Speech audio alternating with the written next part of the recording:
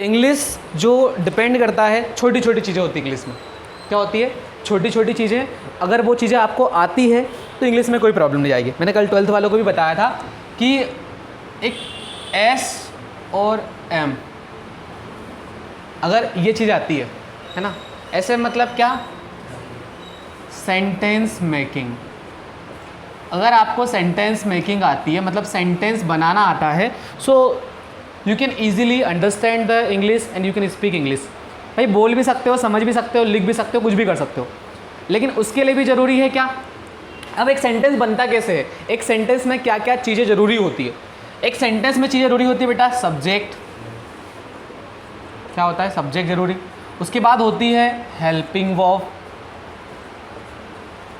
उसके बाद होती है मेन वर्ब, और लास्ट में होता है ऑब्जेक्ट। इतनी चीज़ें बहुत ज़रूरी होती है क्या? एक सेंटेंस में। एक सेंटेंस में इतनी चीज़ें क्या होती है? बहुत ज़रूरी होती है। ठीक है, अब हमें समझना है कि सब्जेक्ट क्या है। अब आधे लोग बोलेंगे सर सब्जेक्ट तो 6 होते हैं, मन में आ रहा होगा ना कि सर सब्जेक्ट क्या होते हैं? 6 होते हैं। ठीक है, अब 6 सब्जेक्ट जो होते हैं, ठीक है, अब 6 सब्जेक्ट होते हैं बेटा, तो 6 सब्जेक्ट, वो तो बात ही नहीं कर रहा हूँ मैं, किसकी बात कर रहा हूँ? इंग्लिश में सब्जेक्ट की। तो इंग्लिश में जो सब्जेक्ट होते हैं, किस किसी को पता है कौन कौन से होते हैं? किसी को पता है? आपको पता है कौन कौन से होते हैं? हाँ, आई यू वी दे, हाँ करेक्ट बेटा। आप लोगों को पता था क्या? पता सबको था, लेकिन कन्फ्यूजन है कि भाई ये क्यों, इसमें क्यों ले रहे हैं। बताता हूँ। जैसे क्या होता है, इंग्लिश में दो टाइप के सब्जेक्ट होते हैं। एक होता है सिंगुलर और एक होता है क्या हमारा? प्लूरल। आपने पढ़ा होगा एक वचन, बहुवचन, है ना? कल भी देखा था ना, बहू के पद। आपने नहीं देखा, दूसरे ने देखा। ठीक है, सिंगुलर में बेटा आता है हमारा ही, शी, इट, और क्या आता है? ही का मतलब बेटा होता है वह, उसे, उसने, या फिर उसके। इतने सारे मीनिंग होते हैं। अगर आपको वह भी कहीं दिख जाए हिंदी में, उसे दिख जाए, उसने दिख जाए, उसके दिख जाए, तो उसका मतलब आपको क्या लिखना है? वहाँ पर ही लिखना है। लेकिन कब? जब वहाँ पर बॉयज़ की बात हो या फिर मैन की बात हो, मतलब जो लड़कों की बातें होती है, ठीक है, लड़के की या किसी पुरुष की बात होती है, वहाँ पर क्या यूज़ करते हैं हम? ही यूज़ करते हैं। सेम टू सेम ये वर्ड आएंगे यहाँ पर भी, लेकिन बात किसकी होगी? गर्ल्स की बात होगी, वुमेन की बात होगी, महिलाओं की बात होगी, तब स्त्रीलिंग की बात होगी, मतलब स्त्री की बात होगी। ठीक है, इट का मतलब क्या होता है? इट का मतलब भी सेम टू सेम होता है, लेकिन ये होता है बेटा एनिमल्स के लिए यूज़ और नॉन लिविंग थिंग के लिए यूज़। मैं बताऊंगा इसका यूज़ कैसे होता है, अभी सिर्फ समझ लो कि इनके लिए यूज़ करते हैं। ठीक है, नाउन में क्या आता है? बचपन से पढ़ते आते हो, हाँ, noun is a place, name, anything, पढ़ा है। नेम किसी का नाम, प्लेस कोई सी जगह, कोई चीज़, मतलब कोई वस्तु। अगर इतनी सारी चीज़ें आती है तो आप उसके लिए क्या यूज़ कर सकते हो? नाउन। मतलब कुल मिला के ये हमारे क्या है? नाउन्स हैं। ये किस में, नाउन किस में आता है? सिंगुलर में आता है। अब बात करते हैं किसकी? प्लूरल की। अब प्लूरल क्या वाला है समझो। प्लूरल मतलब होता है जब एक से अधिक की बात करें। लेकिन आपके मन में सवाल आएगा सर आई का मतलब तो मैं होता है, और मैं तो एक अकेला व्यक्ति होता है। अरे हर कोई अपने आप को क्या बोलता है? मैं बोलता है। तो मैं अकेला हुआ क्या? बहुत सारे लोग हैं ना भाई, मैं को देखो सुनने में ऐसा लगता है कि मैं मतलब अकेला होता है अकेला, लेकिन उसको किस कैटेगरी में रखा गया है? प्लूरल में। ठीक है, अब मैं का मतलब देखो, आई का मतलब मैं होता है, मुझे होता है, आई मतलब मैं, मुझे, मैंने और मेरे। अगर इतने सारे वर्ड आते हैं आपको तो आप क्या यूज़ करोगे? आई।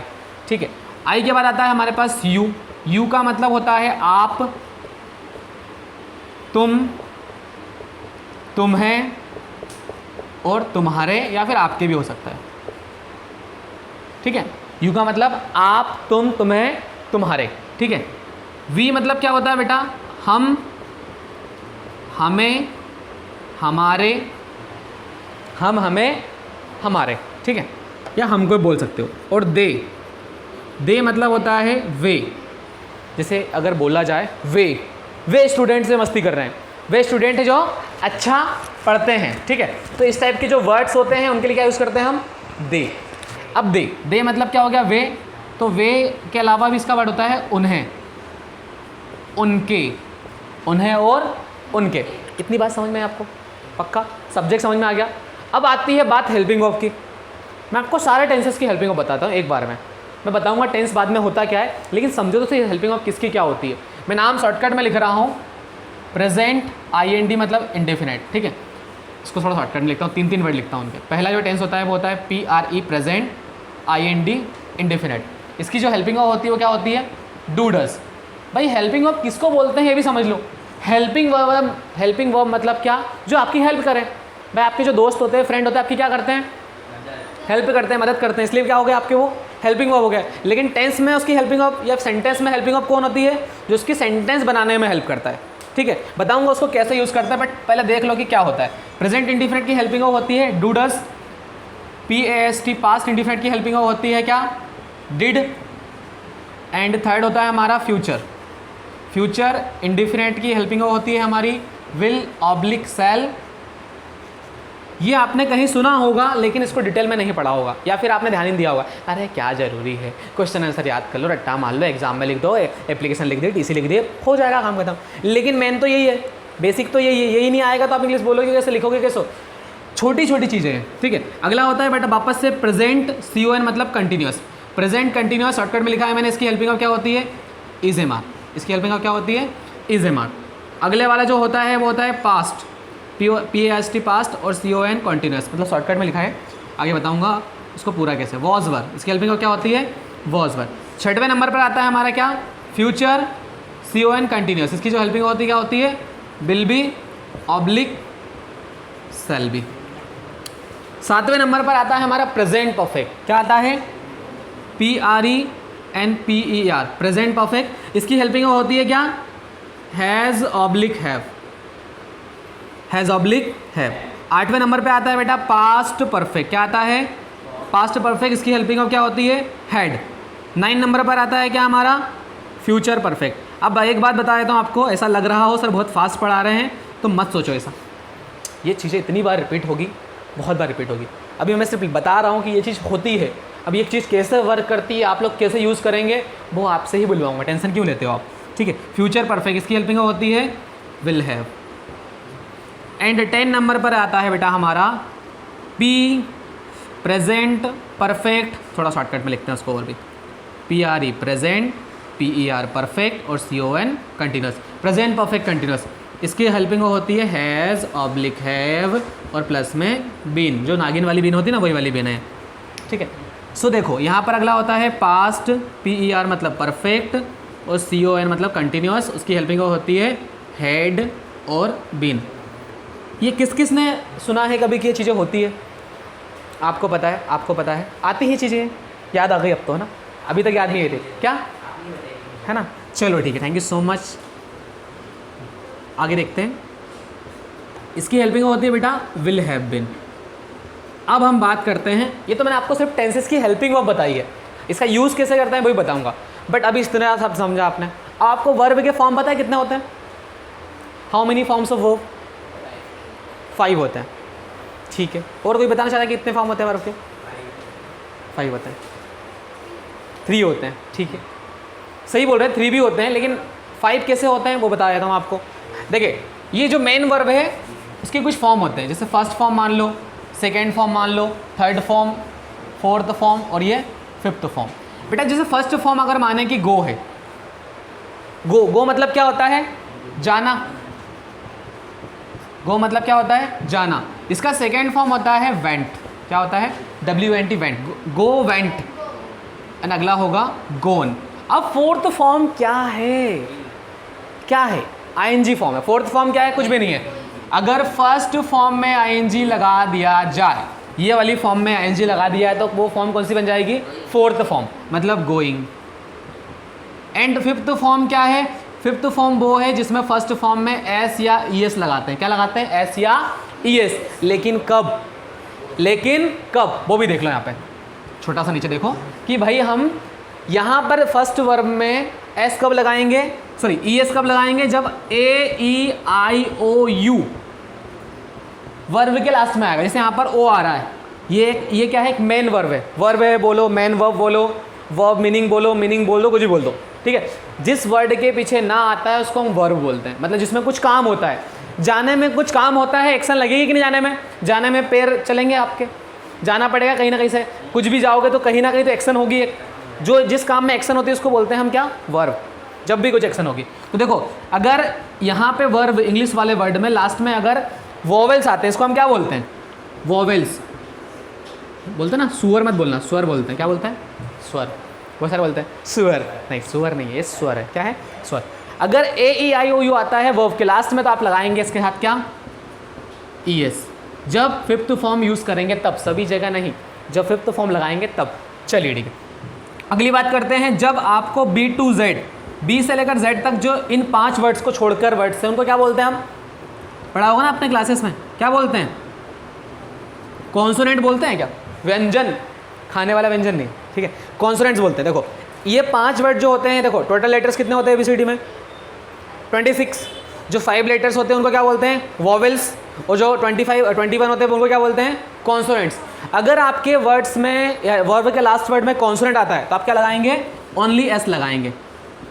जैसे मैं यहाँ पर अगर कुक लिखूँ, कुक, कुक का सेकेंड फॉर्म होता है कुकड, थर्ड फॉर्म भी क्या होता है, कुकड, और फोर्थ फॉर्म क्या होगा, कुकिंग। कैसे पता चला, क्योंकि फर्स्ट फॉर्म में हम क्या लगाते हैं, आईएनजी लगाते हैं, है ना, तो ये हो जाएगा आपका क्या, कुकिंग।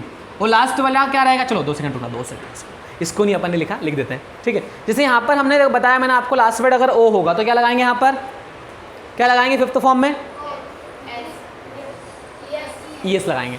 अगर वोवेल आता है तो क्या लगाएंगे, ई एस, मतलब गो का क्या हो जाएगा, गोस। ये खाने वाला गोस नहीं है ना, ये है ना गो वाला गोस, क्या ऐसा आएगा, करेक्ट। क्यों ऐसा आएगा, क्योंकि लास्ट वर्ड क्या है, कॉन्सोनेंट है, के तो है लेकिन क्या है वो, कॉन्सोनेंट। देखो कॉन्सेप्ट जरूरी पता होना चाहिए, ऐसे तो कुछ भी हो जाएगा, ऐसे में आपको कंफ्यूजन होगा। अभी और देखते हैं 4-5 वर्ब आपको क्लियर हो जाएगा। चलो आप बोलो कोई सी वर्ब आपके मन से, उसको मैं बताता हूँ, आप बताओ कोई सी वर्ब आपके हिसाब से, कुछ तो याद होगा आपको, रन। चलिए भाई साहब ने बोला है रन, रन सेकेंड फॉर्म क्या होता है इसका, रेन, क्या होता है, run rain run, run rain run. Run का मतलब क्या होता है, दौड़ना, दौड़ना भागना, ठीक है। इसका थर्ड फॉर्म क्या होगा, सॉरी फोर्थ फॉर्म, रनिंग। और रनिंग लगाओगे उसमें डबल एन लगा देना, रनिंग। और लास्ट वाले में क्या आएगा, एस क्यों लगेगा, कॉन्सोनेंट है, लास्ट वर्ड वर्ब क्या क्या है। बाकी लोगों को समझ में आ रहा है कि नहीं आ रहा है, आ रहा है पक्का, शुभम सौरभ आ रहा है आपको, क्या कन्फ्यूजन है बताओ मुझे आप, बोलो बोलो बोलो, कोई दिक्कत नहीं, आपको क्या कन्फ्यूजन है हम अभी क्लियर कर देते हैं, बोलो। ये 5 फॉर्म आपको समझ में आएगी, 5 फॉर्म होती है वर्ब की। आपको फर्स्ट फॉर्म पता थी, पहले से नहीं पता थी, पता थी, तो बेटा ये जो 3 फॉर्म है तो पहले से डिफाइन है। अब जो फोर्थ फॉर्म बनती है वो फर्स्ट फॉर्म में क्या लगाने पे बनती है, आईएनजी लगाने पे बनती है। कैसे बनती है, आईएनजी लगाने पे। अगर आप आईएनजी लगा दोगे तो कौन सी फॉर्म हो जाएगी वो, B4 मतलब क्या, वर्ब का फोर्थ फॉर्म। V4 मतलब क्या, वर्ब का फोर्थ फॉर्म। फर्स्ट फॉर्म क्या है, गो, सेकेंड फॉर्म क्या है, वेंट, थर्ड फॉर्म क्या है, गोन, फोर्थ फॉर्म क्या है, आईएनजी लगा दो फोर्थ फॉर्म। फर्स्ट फॉर्म में आईएनजी लगाएंगे तो कौन सी फॉर्म हो जाएगी, फोर्थ फॉर्म। और हम ये एस और यस कब लगाते हैं, एबीसीडी आती है आपको, एबीसीडी में जो ए ई आई ओ यू होता है इनको हम क्या बोलते हैं, वोवेल्स बोलते हैं। क्या बोलते हैं हम इनको, वोवेल्स। और अगर वर्ब का लास्ट वर्ड वोवेल्स है तो आप क्या लगाओगे, ई एस लगाओगे। क्या लगाओगे, ई एस लगाओगे, ठीक है। और बी से लेकर जेड तक, अगर बी से लेकर जेड तक आते हैं मतलब कॉन्सोनेंट्स आते हैं तो क्या लगाओगे आप, एस लगाओगे। तो देखो लास्ट वर्ड क्या आ रहा है इसका, कॉन्सोनेंट आ रहा है क्या, इसलिए हमने क्या लगाया यहाँ पर, एस लगाया। कोई प्रॉब्लम, ठीक है। आगे बढ़ते हैं, आगे बढ़ते हैं, हम एक वर्ड देखते हैं। और किसी को वो बताओ, वो कोई सी आपको कोई याद आ रही हो तो, लर्न। देखो भैया ये बता रही है व्यक्ति, सॉरी बच्ची, लर्न। लर्न का मतलब होता है सीखना। क्या होता है, सीखना। अब इसकी सेकेंड और थर्ड में बताता हूँ, लर्नेट। और ये भी सेम यहाँ पे, ये ऐसा मतलब होता है कि ये वाली यहाँ पे लिखनी, ठीक है। लर्न, लर्नेट और लर्नेट, ठीक है। अब मुझे बताइए इसका, इसमें थर्ड फोर्थ फॉर्म क्या आएगी, वेरी गुड। किसने बताया है, आप लोगों ने बताया, thank you so much. Learning. Last वाले में क्या लगाएंगे अपन, एस। क्या आ जाएगा, वेरी गुड, ठीक है। अगली वर्ड, अगला वर्ड क्या रहेगा अपना, कम। वेरी गुड, कम बता रहे हो ना।